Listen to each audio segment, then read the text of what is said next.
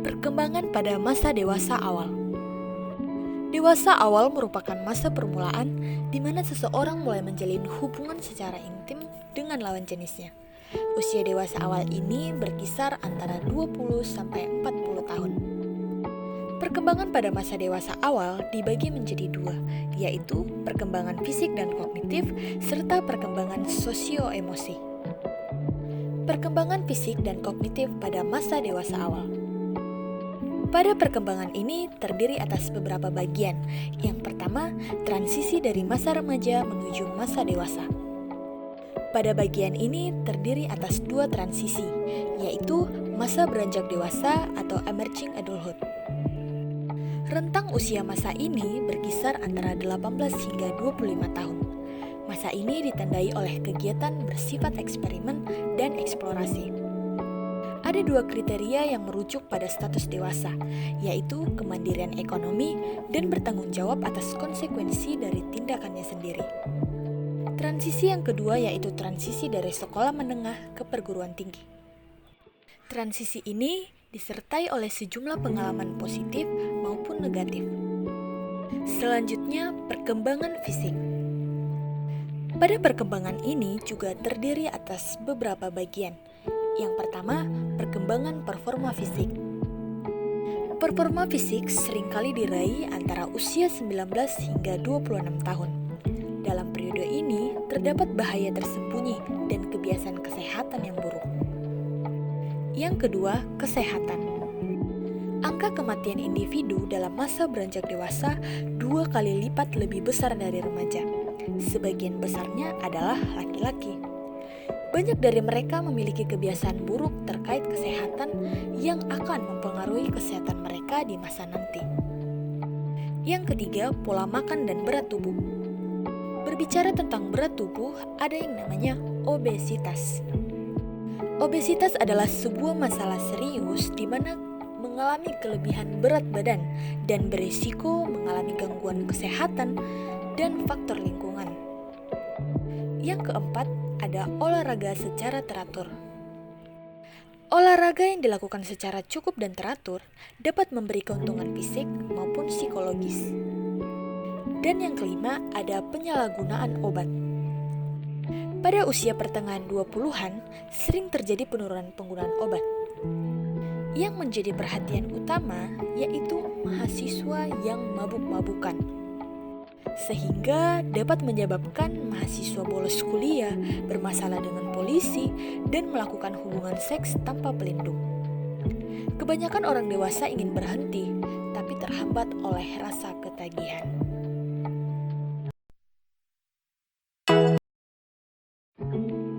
Yang selanjutnya, seksualitas. Pertama, aktivitas seksual ketika beranjak dewasa. Orang dalam masa beranjak dewasa melakukan hubungan seks dengan lebih banyak orang dibanding orang dewasa muda. Tapi frekuensi mereka berhubungan seks lebih jarang. Juga seks bebas lebih lazim ketika beranjak dewasa daripada masa muda. Kedua, orientasi seksual dan perilaku.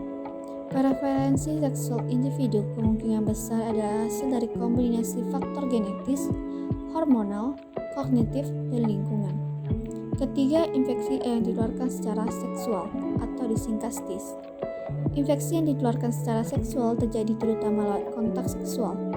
STI yang paling banyak menyita perhatian beberapa dekade terakhir ini adalah infeksi HIV yang bisa mengarah pada AIDS. Keempat, perilaku kekerasan seksual dan pelecehan seksual. Pemerkosaan merupakan sebuah bentuk kekerasan seksual yang dilakukan terhadap seseorang tanpa seizin mereka. Pelecehan seksual terjadi ketika seseorang menggunakan kekuasaannya atas individu lain secara seksual dan menghasilkan dampak psikologis yang serius pada korbannya. Yang berikutnya, perkembangan kognitif. Menurut Piaget, berpikir formal operasional yang dimulai dari usia 11 hingga 15 tahun adalah tahap kognitif yang terakhir. Meskipun jika dilihat dari segi kuantitas, jumlah pengetahuan orang dewasa lebih besar dibandingkan remaja. Secara kualitatif, tahap perkembangan kognitif orang dewasa tidak berbeda dari remaja. Puncak kreativitas diraih di masa dewasa, seringkali di usia 40, setelah itu menurun. Selanjutnya, karir dan pekerjaan. Perubahan perkembangan. Banyak anak-anak kecil yang memiliki fantasi mengenai karir yang ideal di akhir usia belasan tahun dan awal 20-an, pemikiran karir mereka sudah lebih serius. Di awal hingga pertengahan 20-an, ada banyak individu yang telah menyelesaikan pendidikan atau pelatihannya dan mulai sebuah karir. Menemukan jalan dan tujuan hidup. Damon berpendapat bahwa terlalu banyak individu belum menemukan jalan dan tujuan dalam mengembangkan karir mereka. Gambaran mengenai pekerjaan. Pekerjaan yang membutuhkan pendidikan kuliah diharapkan menjadi pekerjaan yang paling cepat bertumbuh dan dibayar paling tinggi di Amerika Serikat, khususnya di bidang pendidikan dan pelayanan kesehatan, serta pelayanan profesional dan bisnis diharapkan akan memberikan paling banyak pekerjaan. Pengaruh kerja. Pekerjaan menegaskan seseorang secara mendasar dan merupakan salah satu aspek penting yang bentuk identitas seseorang. Sebagian besar individu menggunakan kurang lebih sepertiga kehidupannya untuk bekerja. Pengangguran menyebabkan stres, baik kehilangan pekerjaan secara temporer, siklik, atau permanen. Meningkatnya jumlah wanita yang bekerja sebagai wanita karir mengarah pada isu baru yang berkaitan dengan pekerjaan. Keragaman di tempat kerja. Pertumbuhan tenaga kerja wanita semakin meningkat di tahun-tahun belakangan ini.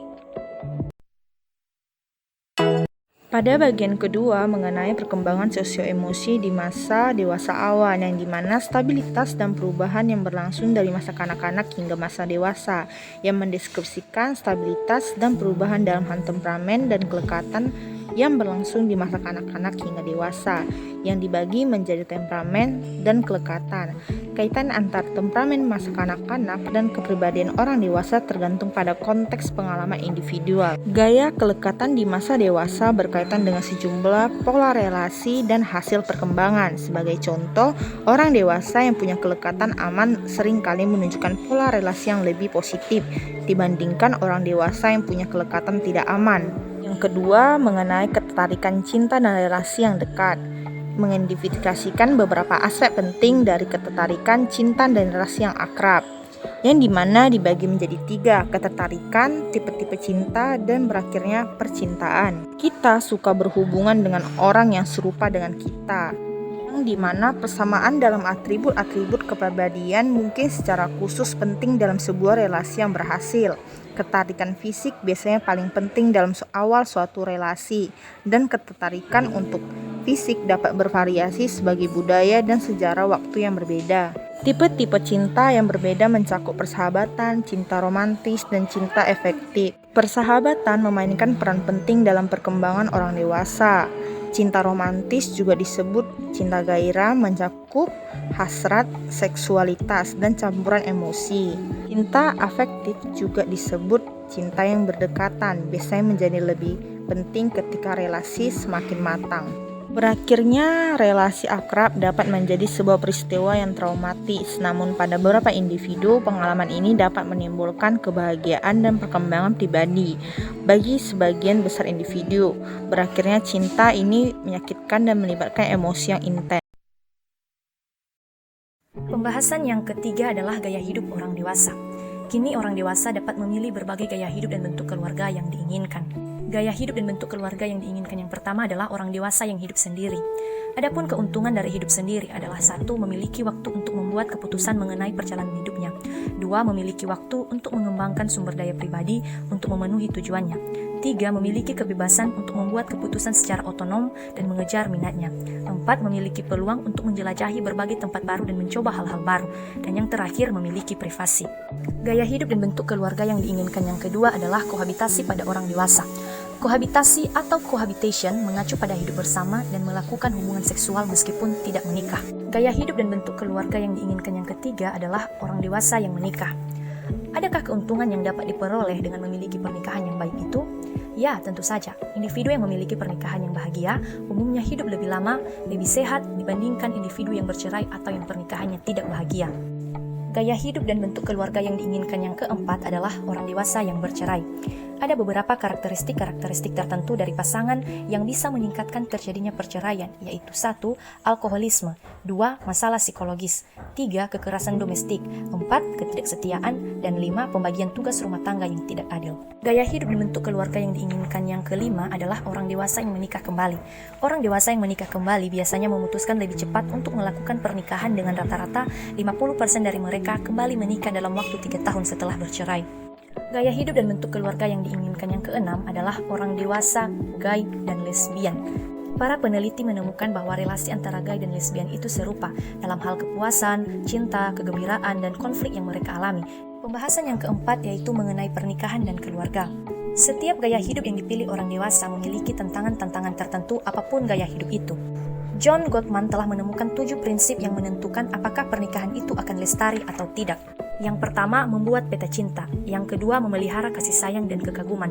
Yang ketiga, mengarahkan diri dari pasangan, bukan berpaling darinya.